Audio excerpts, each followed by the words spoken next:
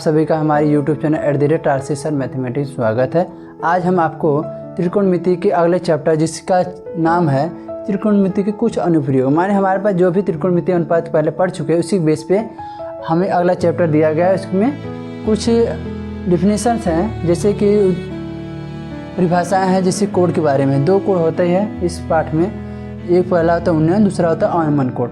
उन्नयन कोड होता क्या है, जैसे कि हम उन्नयन माने अपने नयन को ऊपर करके किसी वस्तु को देखते हैं तो उस वस्तु के साथ जो कोड बनती है और ठीक है उस उन्नयन कोड बेस पे है। उसी के अनुसार अवनमन कोड में जो हम नीचे की तरफ देखते हैं किसी वस्तु को किस प्रकार से डिफाइन करते हैं, परिभाषित करते हैं, इसके बारे में देखते हैं। जब कोई वस्तु हमारे नेत्र की क्षैतिज, हमारे पास जो आँखें हैं उसके सामने जो होती है लाइन बनती है, मान लो इमेजिन करो, तो क्षैतिज रेखा कहा जाएगा। ठीक है, और रेखा से ऊपर स्थित है, कोई हमारी क्षैतिज रेखा से कोई वस्तु ऊपर है तो उससे देखने के लिए हम अपने सर को ऊपर उठाते हैं। ठीक है, ऊपर स्थित हो तो उस वस्तु को देखने के, जब हम उस वस्तु को हमारे क्षैतिज रेखा से कुछ ऊंचाई पर वस्तु रखी गई है, उस वस्तु को देखने के लिए हम अपने ऊपर सर को ऊपर उठाना पड़ता है। तो इस क्रिया के नेत्र एक कोण बनाता है, क्षैतिज रेखा और उस वस्तु को जो देखते हैं दृष्टि रेखा, मान लो दृष्टि रेखा के बीच में जो कोण बनता है उसे बोलेंगे उन्नयन कोण। ठीक है, इस प्रकार से चित्र से समझ सकते हैं इसे। जैसे हमारे पास कोई वस्तु यहाँ पर है, ठीक है, हमारे यहाँ से हमारे ये आँखें हैं, ठीक है।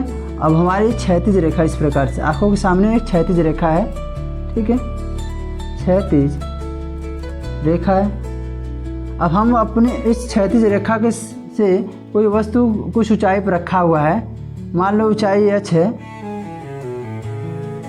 ठीक है, h। इस वस्तु को देखने के लिए हमें क्या करना हो, अपनी आँखों को ऊपर उठाना पड़ेगा, सर को, या तो सर को ऊपर उठाएंगे तो यहाँ पे एक कोण बनता है जिसे बोलेंगे उन्नयन कोण,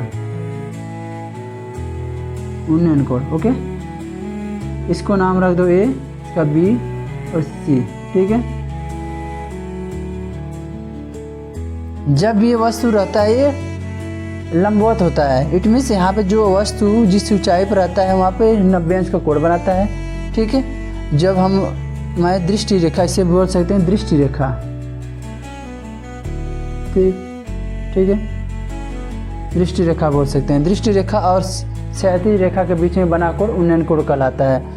ठीक है, इसी प्रकार हम अगला कोण है अवनमन कोण। इसको किस प्रकार से परिभाषित कर सकते हैं, जैसे हमारे पास कोई वस्तु है, वो वस्तु ज़मीन पे रखी हुई है, भूमि पे है, उस वस्तु को देखने के लिए हमारी आंखों की जो सीध पे होती है क्षैतिज रेखा बोलते हैं, और जो वस्तु नीचे की साइड है उसे देखने के लिए हम अपने सिरों को नीचे करना पड़ेगा, और हमारे जो दृष्टि रेखा उस वस्तु को देखने की रेखा है, और हमारी जो क्षैतिज रेखा उसके बीच में जो बना कोण होता है वो हमारा अवनमन कोण होता है। ठीक है, अवनमन कोण इस रूप में से परिभाषित कर चुके हैं। अब देखते हैं इसे चित्र उदाहरण किस प्रकार से बना रहे हैं। ठीक है, यहाँ मान लो हमारी कोई आँखें है और ये क्षैतिज रेखा है, इसके आँख के सामने क्षैतिज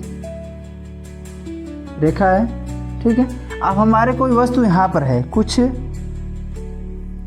गहराई, मान लो ऊंचाई,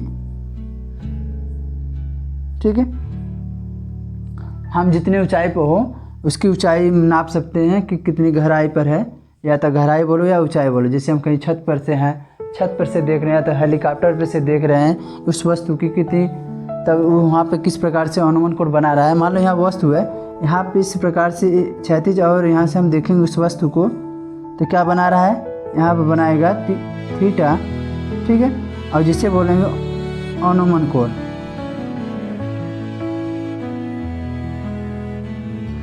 ठीक है, अवनमन कोण निखिल हम लोग क्या कर रहे हैं, तो इस प्रकार से भी कर सकते हैं, या तो हमें इस रूप में बनाना हो, शायद माने उन्नयन कोण की तरह इसे बनाना है, तो किस प्रकार कर सकते हैं, इसी के सामने यहाँ पे वस्तु के सामने एक क्षैतिज रेखा अपने से खींच सकते हैं।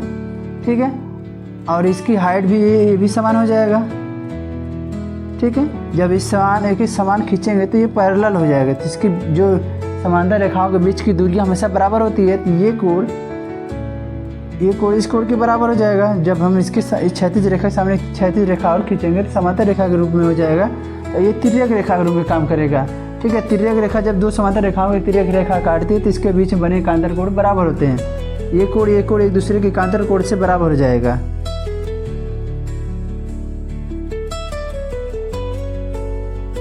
ठीक है।